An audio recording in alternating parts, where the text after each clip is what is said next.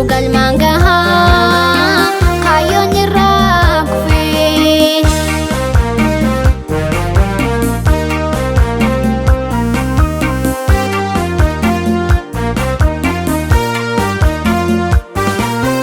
Walaloof yaadaloo jechaan tarreessitee gootummaan geerartee gootawwan faarsitee qeerroo kee waammattee sirba keetiin diina naasistee roorroo saba keetii addunyaa guutuutti beeksistee. Asakal waan biraa walloof raayyaan jirtu maccaa fi tuulamni boorana bareedu hundumtuu haadha koo jirra jettee nu dammaqsite lubbuu kee qusannee taankiif qawwee dura dhaabbattee.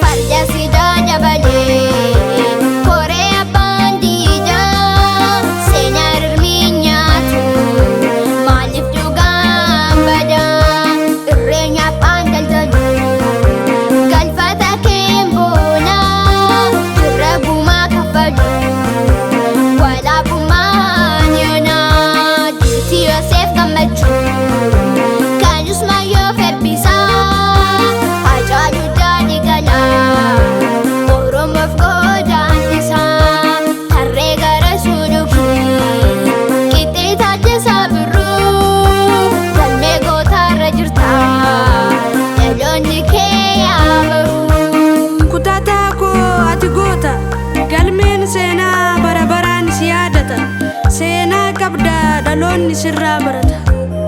Biyya keetiif taate aarsaa nuti keessa duuti Hacaaluu Hundeessaa yoomuun baddu ati onnee keenya keessa. Dhiiga keetiin tokko taanee daandii kan keerra imalla siidaa siif dhaabnee jaala qabsoo kee akka jaagamaa badhaanee. Falmattee tadiikidhaanii kichuu tafte osoo burraaqxeen kuufin nagaan boqadhu boolla kee haguutu daadhiin. Kichuu tafte osoo burraaqxeen kuufin nagaan boqadhu boolla kee haguutu daadhiin.